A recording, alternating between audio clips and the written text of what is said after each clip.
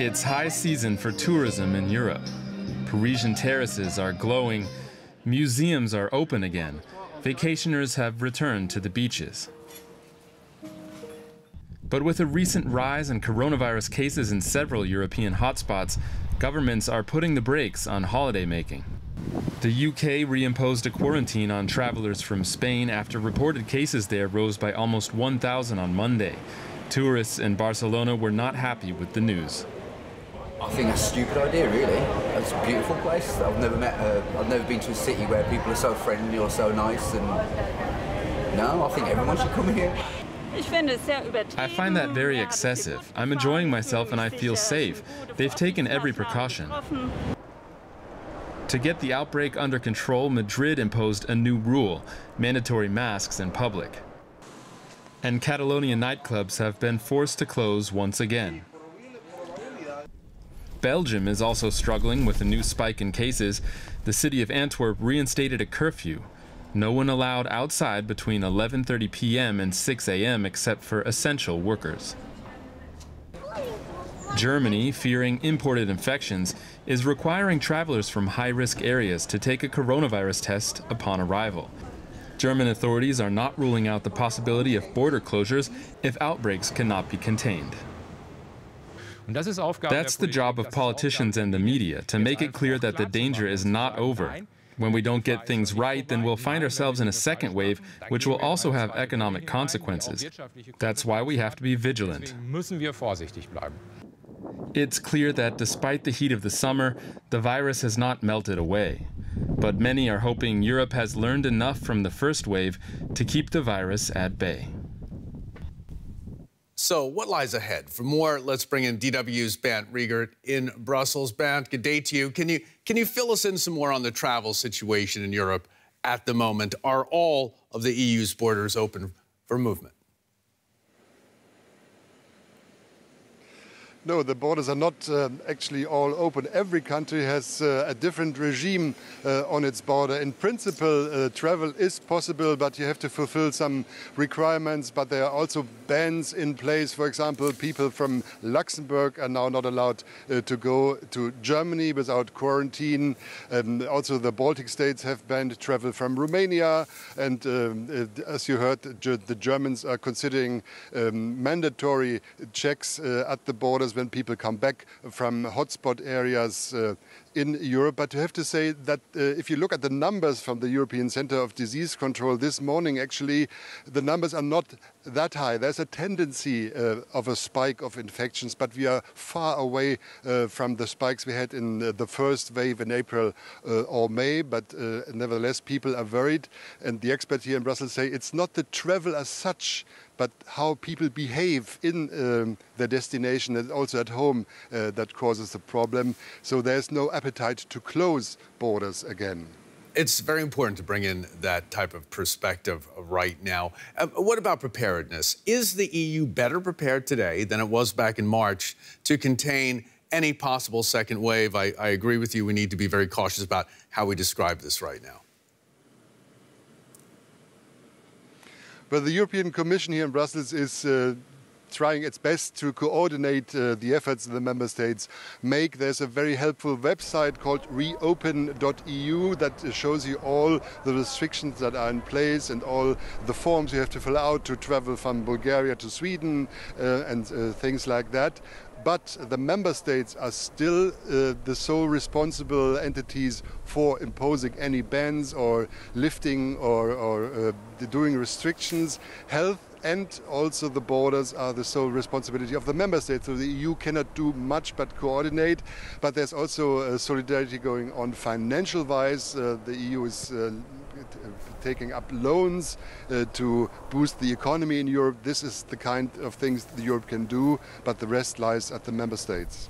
Where you are, Belgium has been seeing a spike in cases. They're so threatening, actually, that authorities are considering imposing another complete lockdown. Could Belgium cope with that? Well, the government here in Belgium is threatening a lockdown, but they don't really want to have a lockdown because it would be detrimental for the economy here in Belgium and also for tourism.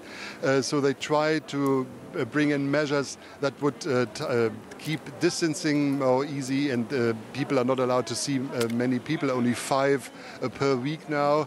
And Belgium is hoping that this will do the trick. Numbers are up in Belgium, but they are also not as high in absolute numbers as they were in April and May, but it is very some, and it is a reminder that the pandemic is not over and there lies still more ahead when we come to fall and winter. Bernd, thanks so much for that from Brussels today. Well, South Korea has reported an uptick in new daily cases of coronavirus. There were 48 on Tuesday, but that's still very low compared to many other parts of the world.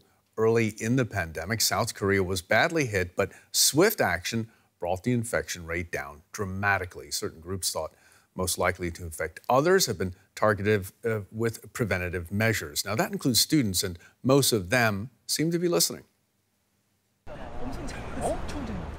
Young South Koreans are increasingly sensitive to the potential they have to carry and infect others with COVID-19, even if they are not suffering from serious symptoms. These university students say they do not have the virus, and they go out occasionally, but behave much differently than they did before the pandemic. I have sensitive lungs, so I catch a cold often and have a runny nose and sneeze a lot, and these may be symptoms of COVID-19. It also has asymptomatic cases, so I'm afraid that I'll harm others, so I'm careful and wear a mask.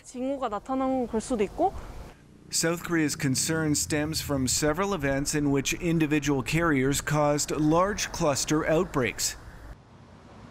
The plight of the Itaewon shopping and entertainment district in Seoul demonstrates the potential economic impact of a super spreader cluster outbreak.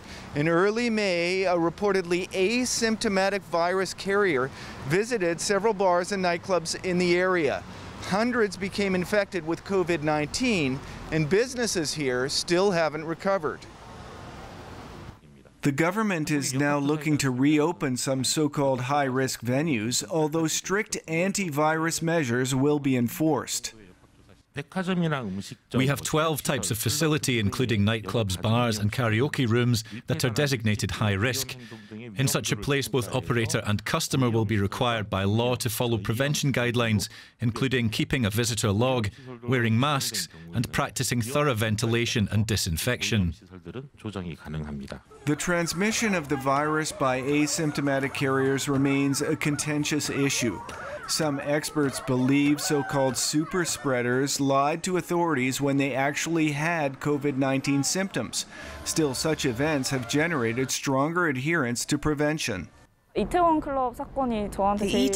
club incident had the biggest impact on me because the virus had almost disappeared. With a little more care, I thought things could get better, and I hoped I could go to school next semester. It was hard for me to see the coronavirus situation get serious again after that cluster outbreak. South Korea's new cases this week again dropped below 50 per day, but everyone knows just one event could change the situation dramatically. Let's talk more about super spreaders now with Kim Sneppen, a professor of biocomplexity at the University of Copenhagen. Thanks so much for coming in, Kim. Your work sheds some new light on super spreaders. What have you found? Well, we have found that super spreaders first may be defined super spreaders. They are persons that infect much more than other people. And the South Korean bar shopper was a classic case of that. But super spreaders could also be when if they, for example, are together with many people, they will of course can also infect many people in a short interval. In contrast to normal spreaders, which probably are not very infectious in this case because super spreaders are carrying most of it. So super spreaders can really damage a lot. Okay, now super spreaders that are asymptomatic, that don't have any symptoms, are a particular threat, aren't they? Of course, then they don't know it themselves. And it's not that they are criminal or anything. It's just probably where the disease sits in their throat and maybe how they how their ventilation is going, how they speak. Maybe they shout shout a lot, or they do things like that. That's a little bit unusual. And so, no, they're not particularly guilty of anything, except they was unlucky to have the disease and then producing a lot of virus. Oh, okay. And that make them... Continue. Yeah. Well, when we talk about super spreaders and asymptomatic super spreaders, and we have to take into consideration all the Europeans who've headed off for their summer holidays right now. That means beaches, bars, restaurants. Isn't this exactly the type of super spreader event threat that we should be concerned about? Some of them we should be concerned about. You also have to consider how far do you, when you are a super spreader, how far can you transmit the disease around you? Maybe you can transmit it, I don't know, some meters, 5 meters or something like that. It's not that you infect a whole beach, you infect some meters around you. It depends on how the air is around you, whether it's humid, how much wind there is. Inside, it seems that most of the super spreading events is inside. Bars is probably bad. We know that singing is really bad. Shouting is really bad. If you don't say anything, it's not so bad, probably. So but maybe the main lesson I want to emphasize is that if you don't know whether you're a super spreader, you can be it at any time. So you should behave as if you are a super spreader, and that what you should do is not meeting a lot of people. You should meet people, but if you meet the same people again and again, maybe your work colleagues or a few friends and your family, then you will not do that much damage. Okay, Kim Sneppen. And that's yeah. Thank you very much. One more. Okay, finish your thought, please, Kim. Well, and then if you are forced to go out and be together with many people, you should have mask. And most, well, at least Germany is doing that right. We are not really doing it in Denmark because we think we have one, but that's maybe a little bit too premature. Okay, Kim Sneppen, Professor of Biocomplexity in Copenhagen. Thanks so very much for that. Yes, thank you. Now for some other stories making the news at this hour. Pilgrims have started arriving at Islam's holiest site in Mecca in Saudi Arabia for the start of the Hajj. This year's pilgrimage is dramatically downsized due to the coronavirus. Last year, 2.5 million people from all over the world took part. This year's numbers are limited to about 10,000 Saudi Arabian residents.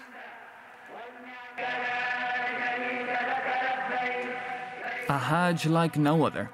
These people are among just 10,000 Saudi residents allowed to attend the 5-day pilgrimage. This year strictly controlled because of the coronavirus. Usually over 2 million people packed together to praise Allah before the structure known as the Kaaba. The pandemic has made safety central to the pilgrimage. Health workers have disinfected the holy site in Mecca, and there are strict rules for those attending. They had to be between the ages of 20 and 50 years old, with no terminal illnesses, and show no signs of coronavirus.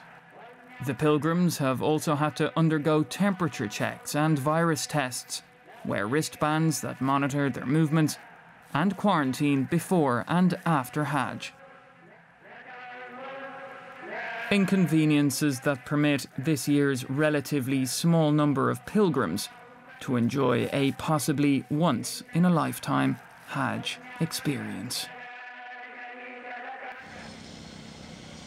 After rescuing some 94 migrants in the Mediterranean, Malta is reporting that at least 65 of them have tested positive for the virus. That's the single biggest cluster of positive cases detected on the island since the first case came to light in March. And U.S. President Donald Trump has repeated his defense of hydroxychloroquine for treating coronavirus. This after his son was blocked on Twitter for retweeting a post in favor of the drug. Doctors say there's a lack of evidence that it's effective. Trump said media reports reject the drug only because he has supported it. Well, Hong Kong's leader, Carrie Lam, has warned that the city's on the verge of a large-scale outbreak of the virus that could overwhelm hospitals. Authorities have implemented new and strict measures which they say are to curb the spread of the disease. The new regulations include a ban on public gatherings of more than 2 people and mandatory face masks in public places. The territory reported 106 new cases Monday, bringing the total number of infections to about 3,000. We're joined now by DW's Phoebe Kong, standing by for us in Hong Kong. Good morning to you, Phoebe. How are people reacting to these strict new rules that have been put in place where you are? Well, these are indeed the toughest measures laid out by the government since the outbreak, at the beginning of this year. While most of the people in the city have been used to wearing masks, no matter staying indoors or outdoors, for months already. But on the other hand, it could be no easy task for people to find places to eat at takeaways. Because starting from today, people are banned from dining in at restaurants. So especially for blue-collar workers, it could be hard for them to find places outdoor to have the lunches and dinners. And but more importantly, some health experts and members from the general public have blamed the exemptions on quarantine for causing the third wave of infections. That they are now demanding the government to cut off all the exemptions for quarantine for certain essential personnel, including the sea crew and air crew, to ask them to compulsorily quarantine in order to plug the loopholes and stop any possible imported cases from overseas. Phoebe, the democracy activists where you are say that the government wants to use the pandemic as a pretense to postpone the elections that are scheduled for September. Could the vote be called off? There have been various reports from pro-government local media suggest that the government is now considering to postpone the upcoming general election for at least a year. So this is very alarming. For many activists, especially for the opposition camp, that they find this could be something a disadvantage for them.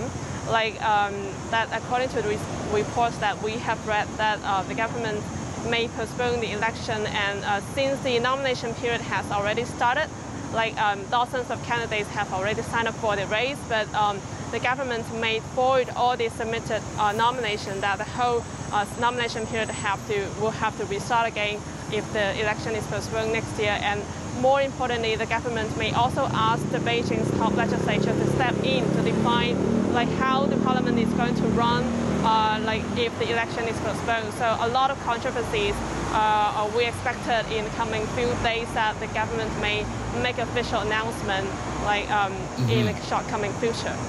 Phoebe, thanks so much for that from Hong Kong.